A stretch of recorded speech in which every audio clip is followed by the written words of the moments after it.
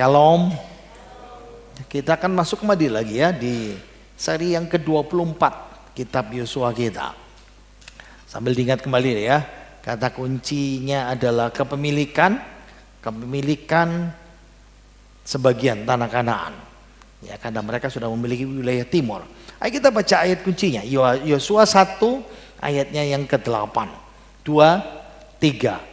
Janganlah engkau lupa memperkatakan kitab Taurat ini, tetapi renungkanlah itu siang dan malam, supaya engkau bertindak hati-hati sesuai dengan segala yang tertulis di dalamnya. Sebab dengan demikian perjalananmu akan berhasil dan engkau akan beruntung. Nah, kita masih ada di operasi militer utara ya, di bagian utara, koalisi dari raja-raja di utara. Ini bagian yang terakhir ya, karena sesudah ini kita masuk dalam bagian pendudukan ya, mulai pasal 13 minggu depan itu. Minggu depan masih pasal 12 terakhir ya, sorry. Yosua pasal 11. Sebelumnya kita sudah belajar arkeologi Kota Hasor ya. Ya, ada 3 penemuan di Hasor, pintu gerbang dan sebagainya. Nah, sambil mengingat kembali operasi militer kanan di utara itu. Nah, setelah operasi militer yang melelahkan di selatan, ya Yosua dan Israel cuti, lalu liburan, mau healing atau rehat, karena mereka menghadapi tantangan lebih besar. Ya, koalisi yang di utara lebih banyak seperti itu. Jadi sambil mengingat kembali, setelah wilayah di tengah ditaklukkan, ada di situ Yeriko, kota Ai, lalu mereka menuju ke selatan. Ya, ada 5 kota di situ, lalu menuju ke utara. Nah, jadi sekarang mereka menuju ke utara itu. Ayo kita baca Yosua pasal 11 ayat yang pertama dulu. 2, 3. Setelah hal itu terdengar kepada Yabin raja Hasor, diutusnyalah orang kepada Yobab raja Madon, dan kepada raja negeri Simron, kepada raja negeri Aksaf, serta kepada raja-raja yang di sebelah utara, di pegunungan, di Araba Yordan, di sebelah selatan Kinerot, di daerah bukit, dan di tanah bukit Dor di sebelah barat, yakni raja-raja orang Kanaan di sebelah timur dan di sebelah barat, orang Amori, orang Het, orang Feris, orang Yebus di pegunungan, dan orang Hewi di kaki gunung Hermon di tanah Mispa. Jadi ini sekarang mereka konfederasi ya, kewaspadaan raja-raja Kanaan utara mulai bangkit. Karena selatan sudah dihancurkan, mereka berpikir habis selatan mereka, tapi ternyata Yosua pergi tengah dulu dihancurkan, mereka berpikir mau ke utara, tapi Yosua memutuskan ke selatan dulu. Nah, setelah tengah dan selatan hancur, mereka pikir sekarang pasti giliran mereka ya. Nah, Yabin raja Hasor kemarin kita pelajarin ya. Yabin itu nama julukan seperti Firaun. Ya, semua raja Firaun misalnya namanya Firaun seperti itu, cuman Firaun siapa ini? Yabin sama saya. Ini yang terbesar di sana. Makanya dia mengorganisir upaya putus asa gimana menaklukkan tanah Kanaan oleh orang Israel bisa dihentikan.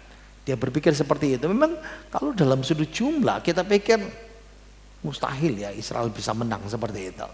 Nah, Yabin raja Hasor ini berpikir sama ya, sukses kalau bisa beraliansi dengan seluruh kerajaan di Kanaan Utara. Ingat ya, ada kota-kota di sana itu. Ada banyak kota, dia organisir seperti itu.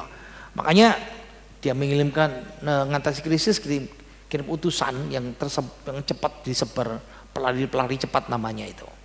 Zaman dulu kan tidak ada WA, tidak ada telepon, tidak ada telegram. Jadi harus bawa pesan yang ditulis raja, dicap raja, lalu disebar ke semua aliansi yang seperti itu. Cepat mengangkat senjata. Nah, sementara dia bicara lakukan ini, nah, saudara lihat ya, saya bawa dari kota Gilgal. Yosua dan Israel marching dari sini. Bayangkan, untuk menempuh di sini Yosua butuh 5 hari. Ini tentara ya. Jadi saudara bisa membayangkan, kayaknya sederhana, tapi kalau misalnya bentuk lekuk-lekuknya itu seperti ini. Nah kalau sudah lihat ya, lihat topografi perjalanan perang yang lebih berat lagi dari kanan tengah Gilgal ke utara seperti ini. Wow, naik gunung, berat itu. Kalau saudara sedikit ingat ya, dari Gilgal ke Yeriko saja mesin daki ke tengah itu. Wow, ini lebih lagi, lebih jauh lagi seperti itu. Ini yang di sana itu Kinerot ya, yang di selatan ini laut mati seperti itu, laut asin orang bilang terkenal seperti itu. Nah, siapa saja konfederasi Kanaan di utara, ya yang disebutkan ayat yang kita baca tadi itu ya, daerah perbukitan, berarti Galilea atas. Ini yang sekarang dimiliki orang Israel ya. Gurun Araba di bagian selatan. Kinerot berarti daerah dataran Genesaret. Sefela itu, nah ini kalau sudah lihat gunungnya itu, nah itu Sefela itu yang di sini ya. Daerah Sefela itu kaki perbukitan antara Samara dan Karmel, termasuk Megido, lalu bukit rendah, ya wilayah Dor yang di bagian barat itu menuju kepada pantai. Saudara bisa membayangkan, wow, mustahil. Israel berapa sih jumlahnya? Pasukannya kira-kira berapa ya? Waktu terakhir kitab Ulangan itu dicatat kira-kira 600.000. Wow. Saya memikirkan apa ya? Daftar ini, Yabin. Yabin itu kalau mau dipakai namanya bagusin, tapi jarang orang mau ya. Orang cerdas gitu. Ingat ya, Yabin itu gelar raja-raja di Hasor. Kayak Firaun. Nah, kalau saudara pernah baca Abraham di kitab Kejadian, Abraham bertemu dengan Raja Abimelek. Tapi anaknya ketemu lagi Raja Abimelek. Nah, kenapa? Karena raja itu semuanya dikasih nama Abimelek seperti itu. Nah, kalau di Syria dikasih nama Hadad. Nah, ada yang ngasih Al-Hadad seperti itu. Nah, singkat cerita nanti di akhir Hasor sudah dikalahkan, ya, dibakar, tidak didudukin. Nah itu masalah lagi. 150 tahun kemudian pada zaman hakim-hakim orang Kanaan menduduki itu lagi, keturunannya masuk lagi di situ, perang dan menindas orang Israel. Dan di situ cerita Deborah dan Barak mulai tumbuh di situ. Ada satu lagi raja yang menarik perhatian saya, namanya Aksaf. Nah, Aksaf itu bahasa Ibrani-nya tempat sihir. Dari kata dasar memotong, kata dasarnya memotong. Itu seperti, nah itu potong pakai tumbuh-tumbuhan, ramuan-ramuan, pakai mantra, praktek perdukunan, kesurupan, panggil setan. Berarti Israel juga sama. Lawan tentara yang besar, aliansi yang besar, tapi ada juga kuasa kegelapan yang kuat ada di situ. Nah, masalahnya yang tidak bisa didapatkan, masih belum dapat arkeologinya adalah Aksaf sama Simron. Lokasinya masih belum pasti. Hanya dua, tidak terlalu masalah dibandingkan yang kemarin ya. Karena Hasornya ketemu. Kemarin kita belajar satu sesi, langsung seperti itu. Nah, Araba Yordan itu celah sempit ya, dari Galilea Selatan. Saya tunjukkan seperti ini saja ya. Nah ini, kalau yang tekuk begini loh, antara bukit, seret, sungai Yordan. Nah itu namanya celah Yordan, itu seperti itu. Ini namanya celah Yordan. Saudara kalau lihat itu ya. Nah, celah Yordan ini dari Danau Galilea, Kinerot sampai ke Laut Mati. Itu yang nekuk-nekuk gini itu namanya Araba Yordan seperti itu. Kalau di Septuaginta, Alkitab Ibrani, Alkitab PL dalam bahasa Yunani pakai kata gurun.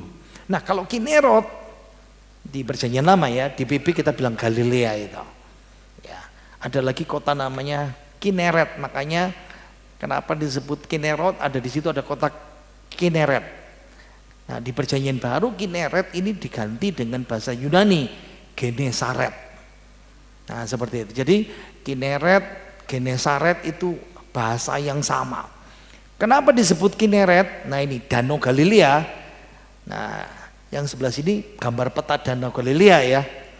Nah, saudara lihat yang sebelah sini, biasanya orang ke Danau Galilea itu biasanya foto di sini.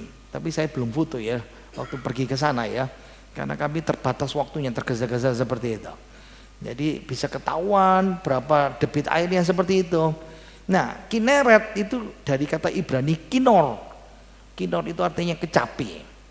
Karena bentuknya danaunya seperti kecapi dan gembala-gembala di sekitar situ suka main kecapi. Lihat ya, saya keluarkan gambar kecapi. Nah, lihat ya. Sama enggak? Makanya disebut Danau Galilea. Ya, Danau Kineret, Kinor. Karena bentuknya seperti kecapi seperti itu. Oke, kita teruskan ya. Dataran rendah, bukit-bukit yang rendah bergelombang, Sevelah, yaitu di sepanjang pantai. Dalam konteks ini berarti di wilayah bagian utara, yaitu utara Gunungnya Karmel seperti itu. Nanti kita lihat ya, dari Gunung Karmel menuju ke pantai, itu adalah pantai sekarang yang terkenal namanya Haifa. Nah, itu kota pelabuhan yang paling besar, cukup mewah. Saya pergi sempat ke sana dan ada foto-foto di sana, tapi saya keluarkan klip saja ya. Nah, ada lagi Dor, yaitu pantai dan lereng daerah dekat Dor. Ini punggung gunung pesisir di mana Gunung Karmel merupakan peninggian terakhir sebelum ke Laut Tengah itu. Nah, sekarang kita lihat ya, kota Haifa, lalu pergi ke Gunung Karmel, lalu pergi ke pantai seperti itu. Ini tempatnya bagus ini. Sekilas tentang Israel. Haifa, ini kota pelabuhan ya. Seingat saya, ini tempat penyembahan Bahai. Jadi bukan Kristen, bukan Yahudi, Bahai. Kaya raya sekali, punya duit banyak di situ. Ini di Haifa.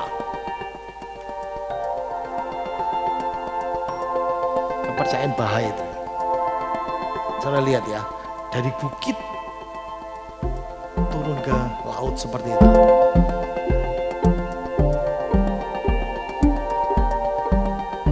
Ini daerah Karmel itu ya, pegunungannya. Nah, makanya ini namanya Sevelah yang tadi itu ya.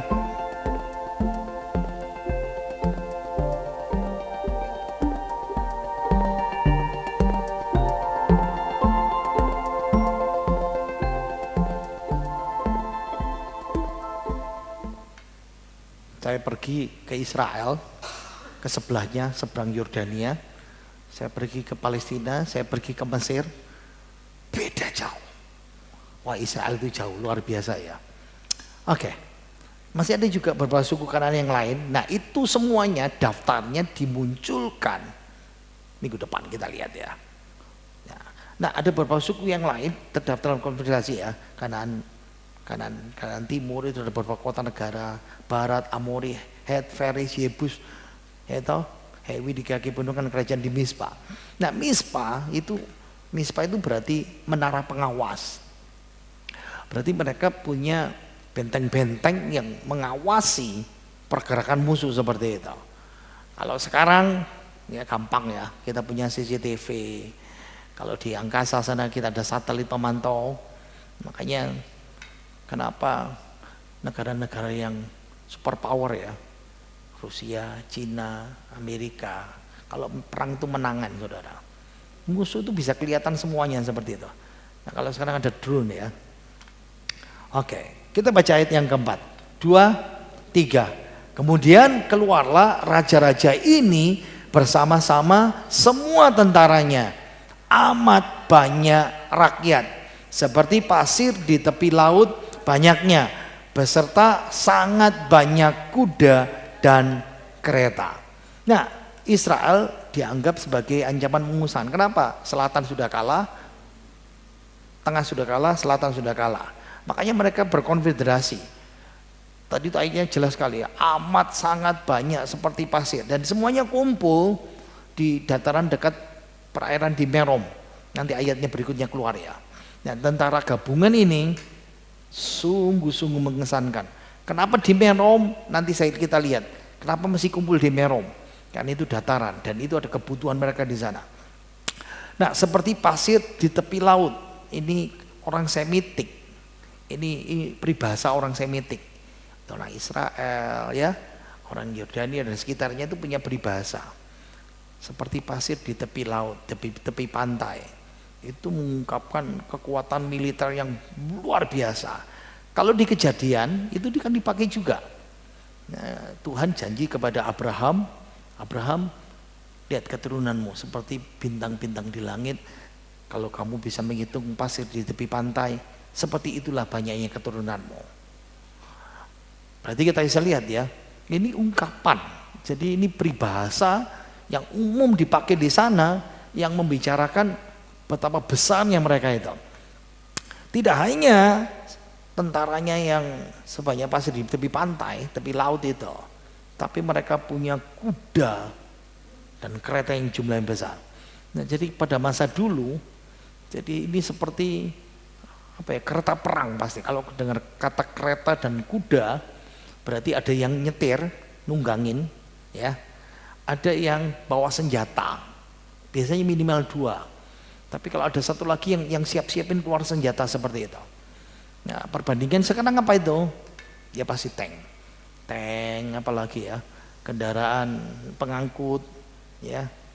Jadi sangat banyak kuda dan kereta itu. Cara Yosua menggambarkan bahwa mereka menghadapi kekuatan yang unggul segala-galanya. Mereka tidak punya kuda, mereka tidak punya kereta, mereka tidak punya senjata, mereka kalah jumlah. Wow. Ayat 5, 2, 3. Raja-raja ini bersekutu dan datang berkemah bersama-sama dekat mata air Merom untuk memerangi orang Israel. Nah ini, Merom itu dataran tinggi di Golan. Jadi pokoknya seputar Danau Kinerot di situ ya. Di situ ada sumber air abadi. Jadi tentara banyak pasti butuh pasokan banyak, butuh minum banyak. Di mana? Ya pasti kumpul di Merom. Karena ini dataran yang cukup bagus ya. Hawanya dingin seperti itu. Mata air Merom itu pemukiman pertanian. Nah, jadi ingat ya, kalau pertanian berarti ada sumber makanan. Kumpul di situ semuanya. Makanan siap, semuanya siap. Tentara banyak, militernya siap, jumlahnya banyak. Peralatannya banyak. Ya, juga dengan nama gunung terdekat ya. Dari dulu sampai sekarang juga pertanian. Gunung Merom itu 1208 meter. Cukup tinggi, tapi yang paling tinggi itu Gunung Hermon. 2383 meter di atas permukaan laut ya, seperti ini. Nah, dulu sebelum Hermon direbut tahun 67, Merom ini paling tinggi. Tapi sesudah perang Golan, dataran tinggi Golan, Israel sudah dipanggil. Kenapa Gunung Hermon, Golan mesti direbut? Karena itu sumber air Sungai Yordan. Kalau itu diambil, direbut musuh, entah Syria, entah Yordania, kalau ditutup Israel mati, pasti sudah mati. Makanya kenapa direbut ya, sekarang itu seperti itu, tahun 67 itu. Nah, kita sedikit membayangkan ratusan ribu, mungkin jutaan ya tentara konfederasi kumpul di sini. Bayangkan pasukan koalisi di sana mengatur rencana. Ingat ya, ini belasan negara kumpul. Ini seperti sekutu. Kita sekarang hadapi Israel. Siapa yang maju, siapa yang di sini, siapa pasukan pemukul, siapa pasukan ini, siapa pasukan perbekalannya gimana, strateginya gimana. Jenderal kumpul semuanya. Mau menyapu lembah Yordan. Kita serang Yosua di Gilgal. Tapi sebenarnya Yosua nggak nunggu. Dia datang. Yosua sudah berbaris. Mereka lagi rapat, mereka lagi kumpul di Merom. Kalau sudah mau tahu yang tadi itu yang merah ini ya. Ini jalurnya Yosua. Jadi Yosua itu memang ada 2 jalur ya. Tapi jalur yang paling aman itu mungkin lewat di atas gunung. Yang jalur bukit-bukit yang tadi itu ya. Seperti ini. Nah pasti kalau sedikit bayangkan ya, marching. 600.000 orang tentara. Yosua pasti mikir, kita lawan 5 negara saja kewalahan. Ya, yang di selatan berapa hari itu. Ini lebih dari belasan. Pasti dia mikir itu. Pasti itu. Tidak diragukan, pasti secara manusia Yosua pasti gentar takut. 1:10, 1:20, mungkin 1:100. Makanya di ayat 6 Tuhan bicara sama Yosua, menguatkan itu. Ayo kita baca ayat 6. 2, 3. Lalu Tuhan berkata kepada Yosua, janganlah takut menghadapi mereka, sebab besok kira-kira waktu ini aku menyerahkan mereka mati terbunuh semuanya kepada orang Israel. Kuda mereka haruslah kamu lumpuhkan, dan kereta mereka haruslah kamu bakar dengan api. Wow, fear not. Wah, ini saya suka sekali. Jangan takut, ojo wedi. Wah, ini keras ya. Jangan takut menghadapi mereka. Ini janji Tuhan ini ya. Alasannya sederhana. Besok kira-kira pada waktu ini, mungkin Yosua dia sudah di base camp ya, di kota Kinerot itu. Besok kayak gini, mereka semua mati terbunuh. Nah, ini janji firman Tuhan yang Yosua dan orang Israel butuhkan untuk beriman. Kenapa? Jujur aja ya, kadang-kadang kita menghadapi yang besar itu membuat kita gentar. Pastilah, tidak mungkin. Duit kita kecil, ini masalahnya besar. Kemampuan kita kecil, yang kita hadapi besar. Nah, ini bagus. Coba perintah khusus Tuhan untuk potong, ya, melumpuhkan kudanya. Berarti ini urat nadinya, kalau sudah lihat yang paling otot besarnya dia, ini yang dipotong ini yang di sini. Hampir samalah seperti kita kan, kita ada yang paling merengkel di mana ini, di kentol kita sini ya. Kadang-kadang naik kram itu malam-malam ada. Nah, itu seperti itu ya. Ini nih disuruh Tuhan, dan perintah khusus, kudanya dilumpuhkan, keretanya dibakar. Ini yang cukup menyulitkan saya ya. Kalau saya mungkin nego sama Tuhan, gini Tuhan, hop Tuhan. Kalau kudanya sebagian boleh lah, kalau keretanya gimana Tuhan? Kalau kita ambil kan lumayan Tuhan ya. Betul ya? Nah, perintah khusus Tuhan itu membunuh kuda dan kereta supaya Israel tidak mengandalkan keperkasaan senjata, alat modern waktu itu. Lebih daripada Tuhan. Bukannya Tuhan anti alat modern, dengar baik-baik. Ingat ya, Israel selama ini diajar untuk mengandalkan Tuhan. Walaupun tetap pakai strategi, berangkat perang, usaha. Tapi, ini buat kita ya. Waktu menghadapi superioritas musuh, ingat, kemenangan itu di tangan Tuhan. Wow, ini menolong saudara dan saya ya. Ayat 7, kita baca 2, 3. Lalu Yosua dengan seluruh tentaranya mendatangi mereka dengan tiba-tiba dekat mata air Merom dan menyebu mereka. Dan Tuhan menyerahkan mereka kepada orang Israel. Mereka dikalahkan dan dikejar sampai ke Sidon Besar dan sampai ke Misrefot Maim dan sampai ke lembah Mispa yang di sebelah timur. Demikianlah mereka dihancurkan sehingga tidak seorang pun dari mereka yang dibiarkan lolos. Yosua melakukan terhadap mereka seperti yang difirmankan Tuhan kepadanya. Kuda mereka dilumpuhkan dan kereta mereka dibakar dengan api. Lihat ya, 2 fase pertempurannya. Serangan mendadak, mengejutkan musuh, menyerang. Yang kedua, dikejar. Ya, yang kita baca ya, agak susah. Kalau gini apa artinya? Paling gampang gini ya. 5 hari perjalanan dari Gilgal, lalu mereka base camp di Kinerot. Ya, di ujungnya Galilea ya. Di ujungnya danau Galilea ya, sama seperti itu. Lalu serangan mendadak ke Merom karena mereka kumpul di situ.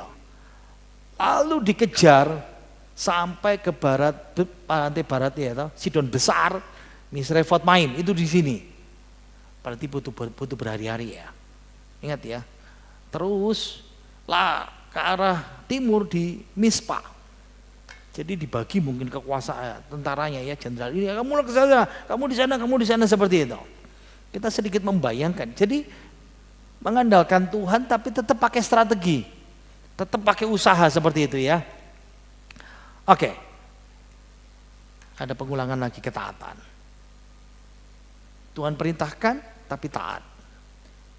Tuhan perintahkan membunuh musuh dan bakar kuda dan melumpuhkan kuda, taat. Dan ini ingat ya, ayat kunci Yosua 1:8. Renungkanlah firman ini siang malam, lakukanlah. Taat. Kenapa dilarang Tuhan?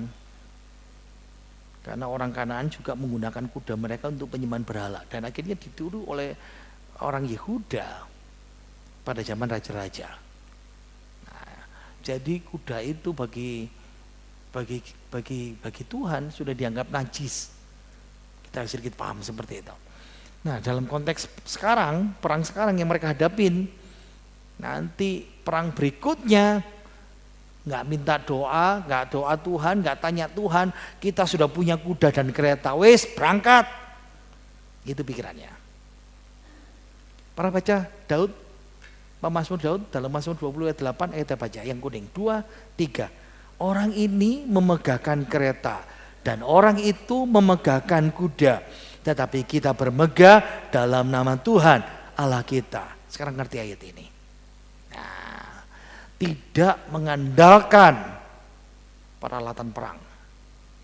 Ingat ya, seperti misalnya kayak gini, Daud suatu ketika dia harus menghadapi serangan dari kelompok apa ya, dari Moab Amon itu sejumlah 1 juta. Dari Syria datang menyerang 1 juta tentara.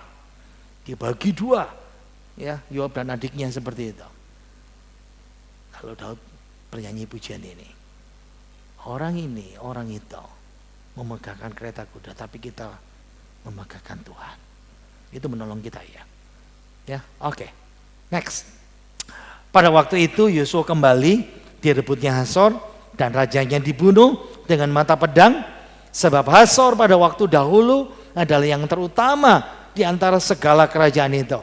Semua makhluk yang ada di dalamnya dibunuh dengan mata pedang, sambil menumpas orang-orang itu tidak ada yang tinggal hidup dari semua yang bernafas, dan Hasor dibakarnya. Selanjutnya segala kota kepunyaan raja-raja itu dan semua raja dikalahkan Yosua dan dibunuhnya dengan mata pedang. Mereka ditumpasnya seperti yang diperintahkan Musa, hamba Tuhan itu. Tetapi kota-kota yang letaknya di atas bukit-bukit puing tidak adalah dibakar oleh orang Israel, hanya Hasor saja yang dibakar oleh Yosua. Segala harta dari kota itu serta ternaknya telah dijara orang Israel, tetapi manusia semuanya dibunuh mereka dengan mata pedang, sehingga orang-orang itu dipunahkan mereka. Tidak ada yang ditinggalkan hidup dari semua yang bernafas. Lihat ya, ayatnya pendek. Saya membayangkan ini sebentar. Jadi perang Jericho sampai perang ini terakhir, ini perang terakhir. Itu 7 tahun. Ya kira-kira 5 tahun membagi-bagi 2 tahun lah, seperti itu. Saya sedikit membayangkan ya, panjang ceritanya. Jadi setelah Yosua kembali, dia mengalahkan pasukan musuh di utara, dia rebut semua kota, raja yang kalah, Hasor satu-satunya dapat perlakuan khusus, dibakar. Jelas ya, perang sucinya. Semua makhluk dibunuh, menumpas orang-orangnya, tidak ada yang tinggal, semuanya dibakar. Kenapa? Ini masih ingat kemarin, Hasor dipilih karena yang terbesar, menduduki posisi penting dan strategis. Lihat ya, dari Afrika mau ke Eropa, stop by-nya di Hasor. Kalau dari Afrika mau ke Asia, dari Asia mau ke Afrika, lewat Hasor juga. Ini kota persimpangan betul-betul yang dilewati orang itu. Jadi ini betul-betul betul-betul dimusnahkan sama Tuhan. Hanya Hasor sendiri dari kota-kota di utara yang direbut dibakar. Kenapa Yosua memutuskan tidak membakar? Karena akan didiamin. Saudara baca enggak Alkitab? Kamu akan menduduki rumah yang tidak kau bangun, kebun-kebun yang tidak kau tanam, ladang-ladang yang tidak kau. Nah, semua itu langsung diambil alih. Seperti itu ya. Hasor dibakar supaya jadi contoh. Ini yang terbesar saja, dimanapun dipaksa mengakui mana saja yang terbesar bisa dimusnahkan. Kalau Yosua mau seperti itu. Terakhir, 2, 3. Seperti yang diperintahkan Tuhan kepada Musa hambanya, demikianlah diperintahkan Musa kepada Yosua, dan seperti itulah dilakukan Yosua. Tidak ada sesuatu yang diabaikan dari segala yang diperintahkan Tuhan kepada Musa. Sekali lagi, kunci kemenangan yang menentukan adalah obey, taat. Ini penting buat kita ya. Pelajaran hari 15 ayat. Musa hamba Allah itu kehormatan ya. Diulang-ulangi dalam kitab Yosua, lihat pasal 1 ya, semuanya ya. Saudara bisa lihat di situ daftarnya. Musa pertama kali dipanggil gelar ini, Keluaran. Ditegaskan Ulangan 34 waktu dia mati. Dan Yosua dapat gelar ini, hamba Allah. Yosua selalu dapat Yosua hamba Musa, Yosua hamba Musa, Yosua hamba Musa.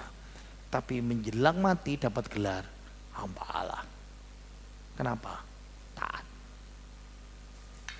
Paham ya? Yosua seperti Musa mewakili Israel di hadapannya, di hadapan Tuhan untuk taat kepada Tuhan. Nah, kunci pelajaran kita. Punya iman kepada Tuhan, tapi penuh ketaatan membuahkan kemenangan. Ai kalah karena mereka tidak taat. Dosa dibersihkan, sesudah itu mereka menang-menang terus. Ingat ya, tidak taat dihakimi Tuhan. Tidak taat membawa dosa, dan dosa itu merintangi berkat Tuhan. Jadi ingat ya, ini prinsip yang umum sekali. Kita tidak menang, tidak dapat berkat karena kita dosa, kita nggak taat seperti itu. Pertobatan total memastikan kemenangan yang penuh. Oke, yang terakhir penerapan. Ingat ya, ketaatan membawa berkat. Gampang sekali untuk berkata taat. Betul ya? Tapi sulit dipraktekkan. Saya cari apa ya ilustrasinya dan dapat survei. Lifeway Research terhadap orang-orang Kristen di Amerika Serikat. Disurvei dari ribuan orang, dikatakan 2/3, 64% orang Kristen setuju kita mesti taat. Oke, berarti 2/3 setuju kita mesti taat. Tapi yang taat cuman 1/3. Kalau ditanya kamu taat? Enggak. Setuju taat? Ya.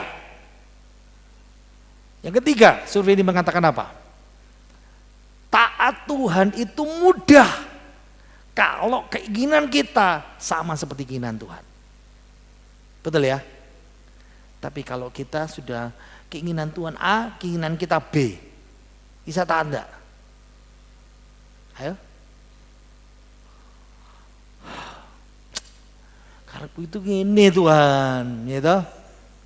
Sulit sekali. Sekarang yang 1/3 itu ya. Yang taat itu berkata begini. Taat itu membuat keputusan pribadi untuk mengorbankan keinginan diri sendiri. Karena taat kepada Kristus itu membawa pertumbuhan rohani kita. Itu kuncinya. Jadi survei itu saya baca lagi ya, bagus sekali. Ada 6 faktor yang membuat kita bisa taat sama Tuhan dan bisa menyangkal diri kita. Yang pertama, hadir kebaktian secara setia. Itu buat orang taat. Membuat keputusan taat kepada Tuhan mengikuti berapapun harganya. Yang ketiga, mau dimuridkan. Nah kayak gini ya, hari ini saudara seperti PA ini seperti pemuritan ya, belajar. Yang ketiga, suka baca Alkitab. Baca Alkitab enggak tiap hari? Yang kelima, rajin doakan. Bukan diri sendiri, tapi orang lain. Yang keenam, baru rajin doa pribadi. Itu 6 faktor yang membuat kenapa kita bisa taat. Kebaktian setia, taat berapapun harganya, mau dimuridkan, baca Alkitab, rajin mendoakan orang lain, dan berdoa untuk diri sendiri. Bagaimana kita bisa taat? Itu faktor. Ketaatan membawa berkat. Mudah dikatakan, sulit dilakukan.